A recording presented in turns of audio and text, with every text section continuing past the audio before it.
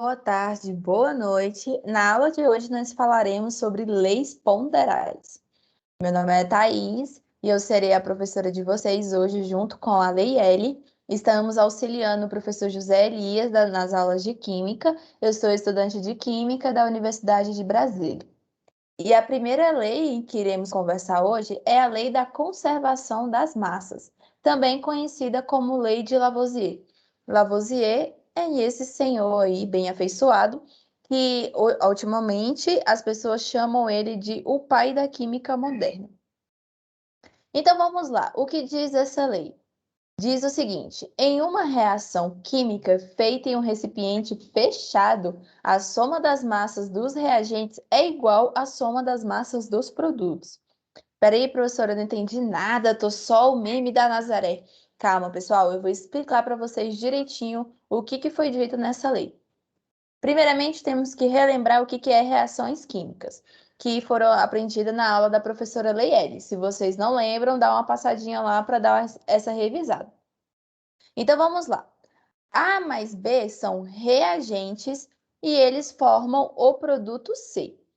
Portanto, se a soma das massas do reagente é igual à soma das massas dos produtos, tudo o que estiver nesse lado da equação antes da seta tem que ter a mesma massa de tudo que estiver depois da seta. Não importando se aqui nós temos A, B, C, D reagentes ou se só temos um ou mais produtos. As massas têm que se igualarem antes e depois da seta. Sendo assim, podemos considerar o que é sistemas. Aqui nós temos duas imagens, uma de um sistema aberto e um sistema fechado. Nesse aqui, temos um copo com água. E por que ele é considerado um sistema aberto? Porque tanto pode tirar a água, como podemos colocar mais água. Já nessa garrafa de água, não. A tampa faz com que a gente não tire nem coloque água e ela é um sistema fechado.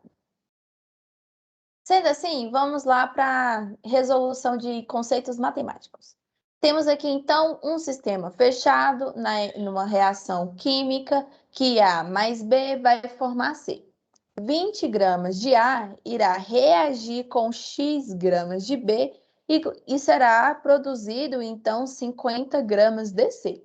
Se tudo que tiver do lado anterior à seta tem que estar depois na mesma proporção das massas, nós vamos ter o seguinte: X vai ser igual a 50 gramas menos 20. Vocês lembram, né, que para passar de um lado da equação para o outro, a gente tem que alterar o sinal. No caso, o 20 estava somando, passou a subtrair.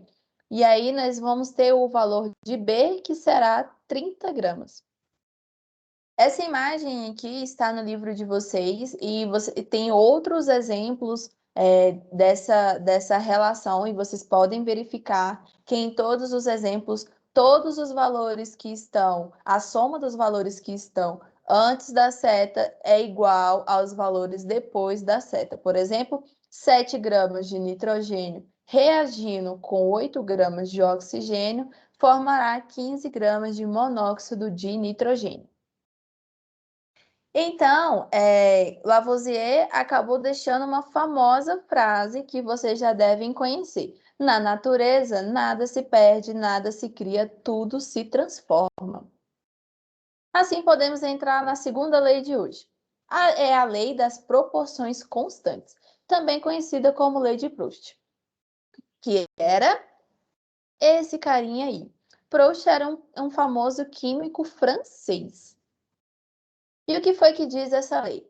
Diz que a proporção em massa das substâncias que reagem e que são produzidas numa reação é fixa, constante e invariável.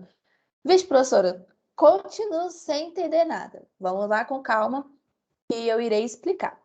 Considerando, então, uma reação parecida com a que a gente acabou de estudar, em que o reagente A irá formar B mais C. Aí, Proust resolveu fazer um primeiro experimento. Na primeira vez, ele colocou 100 gramas de A e viu que foram produzidos 20 gramas de B mais 80 gramas de C. E aí ele falou, ok, vou fazer uma segunda reação. Então, ele colocou 200 gramas de A e produziu uma certa quantidade de B e uma outra certa quantidade de C, que estão aqui representados como X e Y. E aí, como é que a gente faz, então, para descobrir o que valores são X e Y? Vixe, aí agora complicou, né? Claro que não. Agora é que ficou mais fácil ainda. Podemos perceber o seguinte,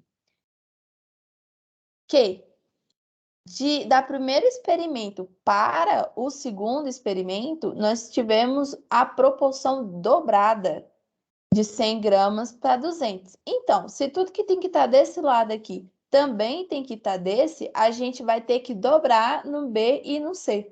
Vamos lá? Então, X será 20 gramas vezes 2, que dá 40 gramas, e Y será 80 gramas vezes 2, que dá 160 gramas. E aí, nós chegamos nessa tabelinha aqui, que é apresentada no livro de vocês, com outro exemplo. A massa de água irá formar uma quantidade de massa de hidrogênio mais uma quantidade de massa de oxigênio. E nisso temos a proporção da massa de hidrogênio sobre a massa de oxigênio, que sempre se manterá em 1:8. Vocês podem pegar o valor da massa de hidrogênio e dividir pela de oxigênio em qualquer exemplo, que será de 1:8. E aí, como podemos observar, aqui nós tínhamos 4,5 gramas de água, que formou 0,5 gramas de hidrogênio e 4 gramas de oxigênio. Dobramos o valor da massa de água e também dobramos as massas de hidrogênio e as massas de oxigênio. Então, pessoal, nossa aula termina por aqui. Não esqueçam de fazer o questionário e qualquer dúvida, entre em contato com o professor José Elias ou com a gente pela plataforma ou nos comentários aqui do vídeo do YouTube. E até a próxima aula. Não se esqueçam, bebam água.